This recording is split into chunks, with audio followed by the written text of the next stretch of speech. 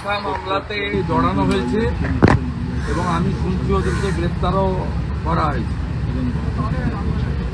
এই ছবিটা আপনি দেখুন, ওনার যিনি প্রধান লয়ার রমেন রয়, তাকে জামাতের লোকেরা, উগ্র মৌলবাদীরা, তারা কিভাবে মেরেছে আপনি ছবিটা দেখুন। একটা বয়স্ক সিনিয়র লয়ার, আপনি দেখুন আজকে যার দাঁড়ানোর কথা ছিল দিগান আচার্য, যুবক অ্যাডভোকেট, তাকে কিভাবে মেরেছে দেখুন। এটা সম্পূর্ণভাবে মানবাধিকার লঙ্ঘিত হয়েছে। ইন্টারন্যাশনাল হিউম্যান রাইট অর্গানাইজেশনগুলির হস্তক্ষেপ করা উচিত এবং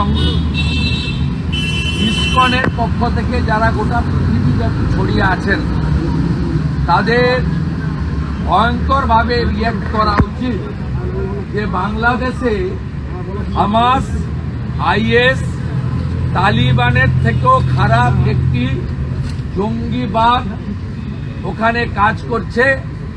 সন্ন্যাসীদের, লয়ারদেরকে প্রায় মৃত্যুমুখে ফেলা হচ্ছে, নইলে গ্রেপ্তার করা হচ্ছে।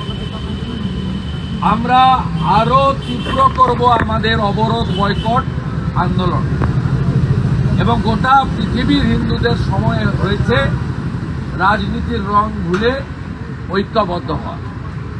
আজ যেভাবে পরিকল্পিতভাবে শুনানি পিছিয়ে দেওয়া হলো, শুনানি পিছিয়ে যায়নি।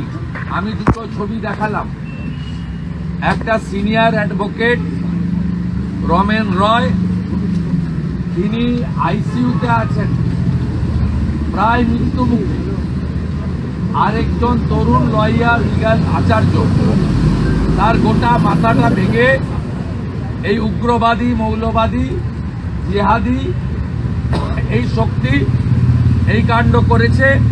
70 জন হিন্দু লয়ার, তাদেরকে ফলস মামলায় ইমপ্লিকেট করা হয়েছে এবং অসমর্থিত সূত্রে খবর পাচ্ছি তাদেরকে গ্রেপ্তারও করা হয়েছে।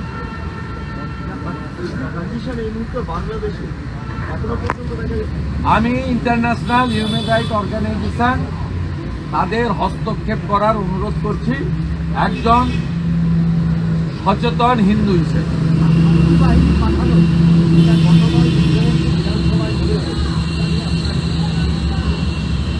মুখ্যমন্ত্রী একই অঙ্গে অনেক রূপ। তিনি এখানে হিন্দুরা ঐক্যবদ্ধ হচ্ছেন। কাল যেভাবে পেট্রোপোলে কোনো ব্যবস্থা ছাড়াই হাজার হাজার হিন্দু বেরিয়ে এসেছেন, তাতে মুখ্যমন্ত্রী এর আগে যেমন মুসলিমদের ভয় পেতেন, এখন হিন্দুদের ভয় পাচ্ছেন। তাই তিনি এই কথাগুলো বলে উনার সঙ্গে যে কয়েক পার্সেন্ট হিন্দু আছে তাদের রক্ষা করার একটা মরিয়া এবং শেষ চেষ্টা করছে। অভিক দে, বিরূপাক্ষ বিশ্বাস, তাদের বিরুদ্ধে শাস্তির কথা বলা হয়েছিল। এখন আবার মেডিকেল কাউন্সিলে তাদের ফিরিয়ে নেওয়া হলো প্রতিবাদে। ডাক্তারি পরিবারের অবস্থানে না, এখানে তো কোনো অসুবিধা নেই।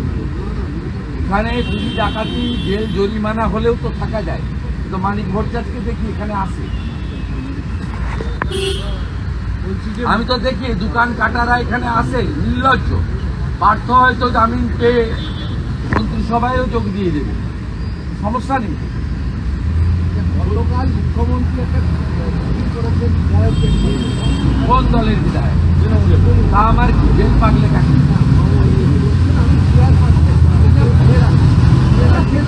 আমি ওর মধ্যে ঢুকবো না। এটা গৃহযুদ্ধ একটা চলছে। আই নো এভরিথিং, আমি সমস্ত জানি, কিন্তু আমি বলবো মুখ্যমন্ত্রী প্রোগ্রাম তো লাইভ দেখানো হলো। কারণ আপনারা খুব তাড়াহুড়া করেন। আপনারা হুমায়ুন কবিরকে নিয়ে যে পাবলিসিটি দিয়েছেন, সেই পাবলিসিটি চিন্ময় কৃষ্ণপ্রভুকে নিয়েও দিতে পারেন। আজকে হুমায়ুন কবির চোখ পাল্টি করলো, আপনাদের একটা মিডিয়াতে দেখছিলাম। তা এটা তো আগেও আমি বলেছি। ইউসুফ পাঠান যখন প্রার্থী হয় তিনি বলেছিলেন গুজরাটি। আবার ভাইপো যখন ওকে এবং নিয়ামত শেখকে ডেকে টুপি পরিয়ে দিল ক্যামার থেকে, তারপরে বললো সব ঠিক আছে। অতএব এগুলো এদের বিধায়কদের বলা না বলা, এটা একটা পারিবারিক পার্টি, কোম্পানির মতো চালায়, একটাই পোস্ট, বাকি সব ল্যাম্প পোস্ট। আমার থেকে তো আর আপনি বেশি জানেন না, 21 বছর সঙ্গে ছিলাম, 4 বছর মন্ত্রিত্ব করেছি। আপনাদের যে কোনো লোকের থেকে আমার অভিজ্ঞতা এতে বেশি। বলছি বিরোধী দলনেতার বক্তব্য লাইভ দেখানো হবে, এই দাবিতে স্পিকার বলছেন যে লিডার অফ দ্য হাউস তিনি অত্যন্ত গুরুত্বপূর্ণ, কিন্তু লিডার অফ দ্য অপোজিশন কি গুরুত্বপূর্ণ নয়? যিনি বলেছেন তাকে বলুন, উনি তো পার্টির ক্যাডার। রাজ্য বিধানসভার স্পিকারের যে চেয়ারের উচ্চতা, এই দলদাস স্পিকার সেটা নষ্ট করেছেন অনেক আগে।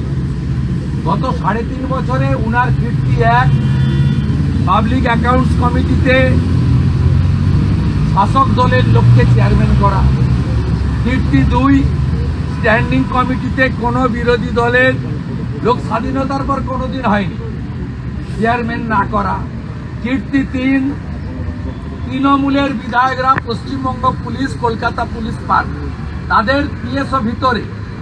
আর যারা বর্ডার আটকাচ্ছে, যারা জঙ্গিবাদ ভারতবর্ষকে রক্ষা করছে, সিআরপিএফ, সিআইএসএফ, তারা সব বাইরে।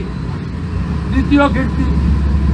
চতুর্থ কীর্তি হচ্ছে বিরোধী দলনেতাকে 3.5 বছরে 8 মাস বিধানসভার বাইরে রেখেছেন, কলকাতা হাইকোর্টকে হস্তক্ষেপ করতে হয়েছে। আর কীর্তি 5, যা ভারতবর্ষের সব বিধানসভায় পৌঁছে গেছে। সংবিধান দিবসে সাংবিধানিক বডির বিরুদ্ধে গত 26 তারিখে resolution move by the chair, এ নির্লজ্জতার সীমা হারিয়ে হাসিম আব্দুল হালিম থেকে শুরু করে যে বড় বড় মাপের লোকেরা এই চেয়ারটাকে বিরাট গরিমাতে পৌঁছে দিয়েছিলেন, ইনি সেটাকে একদম ধ্বংস করেছেন। তাই উনি এ কথাটা বলবেন। নবান্নতে মুখ্যমন্ত্রীর শেষ কথা, অ্যাসেম্বলিতে পরিষ্কার আছে, assembly belongs to opposition, assembly belongs to opposition. এটা সব সময় ধ্রুব সত্যি। তাই কংগ্রেসের যখন 44 জন এমপি ছিল, তাদের বিরোধী দলনেতার মর্যাদা ছিল না, কিন্তু মোদিজি অধীর রঞ্জন চৌধুরীকে leader of the opposition status দিয়েছিলেন, লার্জেস্ট ব্লকের লিডার হিসেবে। তখনও অধীরবাবু পিএসসি চেয়ারম্যান ছিলেন। এবারেও 99টা লোকসভা কংগ্রেস জিতেছে। রাহুল গান্ধীকে এলওপি করেছেন, কংগ্রেসের কেসি বেণুগোপালকে পিএসসি চেয়ারম্যান করেছেন।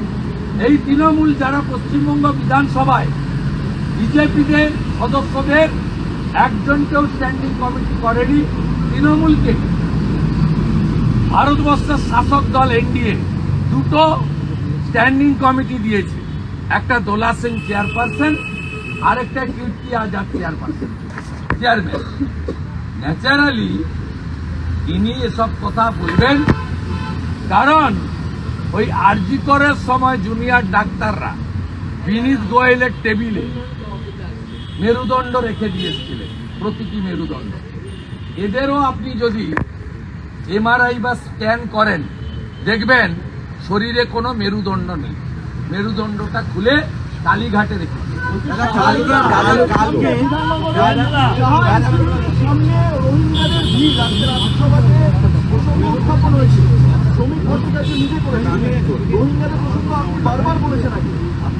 কত রোহিঙ্গার ছবি নেবেন আমার কাছে,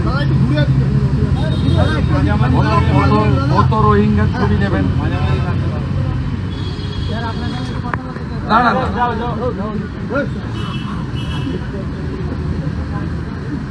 এই যে দেখুন,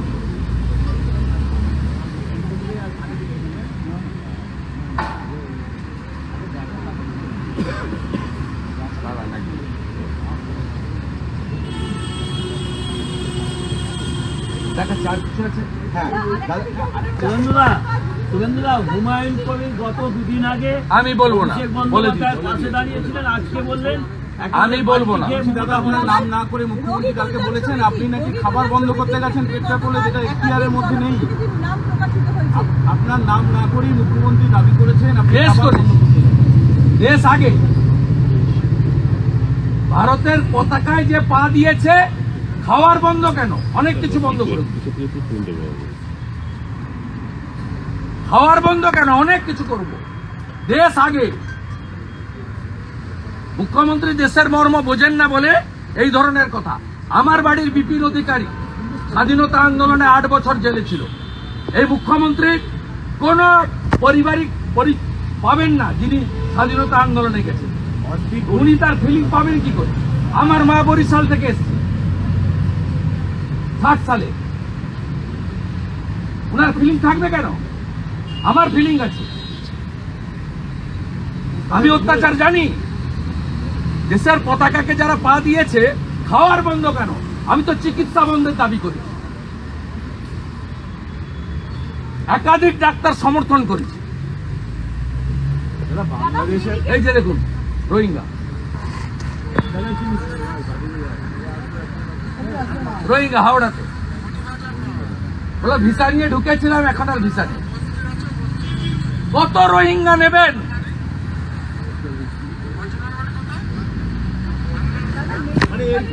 কত রোহিঙ্গা নেবেন? কত রোহিঙ্গা নেবেন? এই যে রোহিঙ্গা 1 বছর ধরে আগে এসছে, ভিসাও নেই, কিছু নেই। দাদা, দাদা মেডিকেল কলেজগুলো এই চোর তৃণমূলের ভোটার লিস্টে নাম তুলে দিচ্ছে। দাদা, তৃণমূলের 2,75,00,000-এর মধ্যে 2 কোটি মুসলমান, আর আমাদের 2,33,27,000-এ সব হিন্দু আর জনজাতিদের ভোট।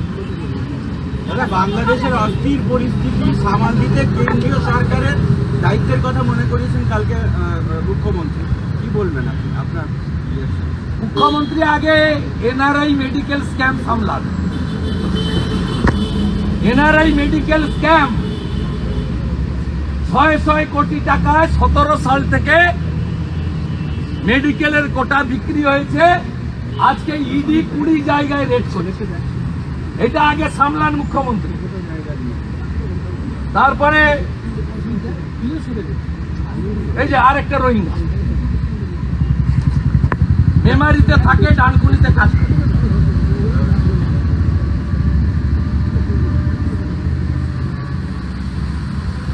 আমরা সব স্টোর করছি, এনআইএ কে দেব।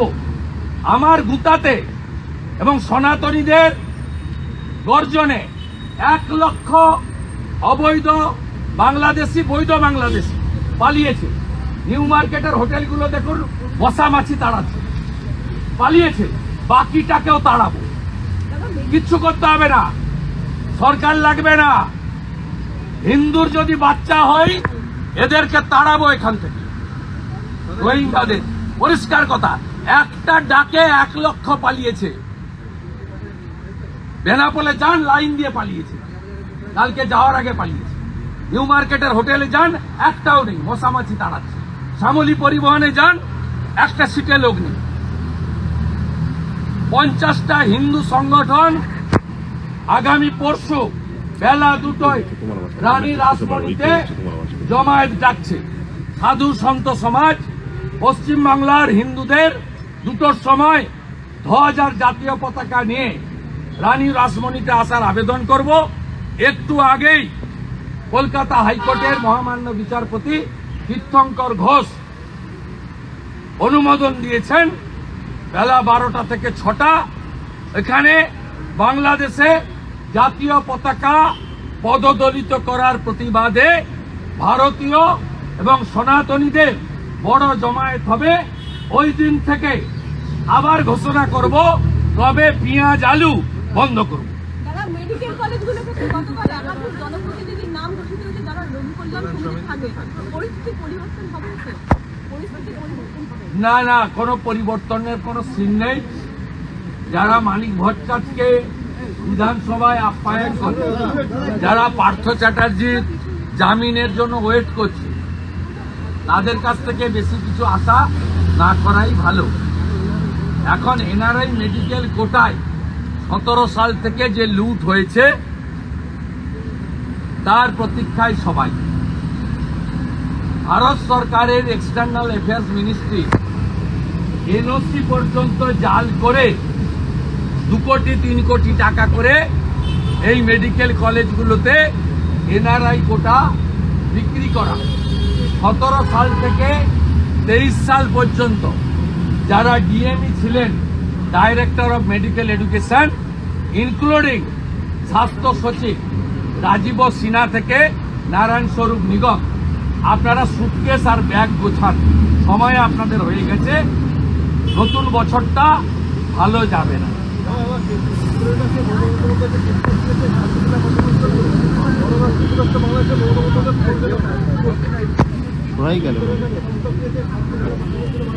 কেন্দ্র উত্তর দিবে, I am not the spokes person of central government. আমি এটা যাদবপুরে বলেছিলাম যে ভারতবর্ষের মতো অন্যান্য মানবিক দেশগুলি জাতিসংঘকে বলুক পিস কিপিং ফোর্স পাঠিয়ে আমাদের মন্দিরগুলো রক্ষা করুক, আর ওখানকার হিন্দুরা হচ্ছে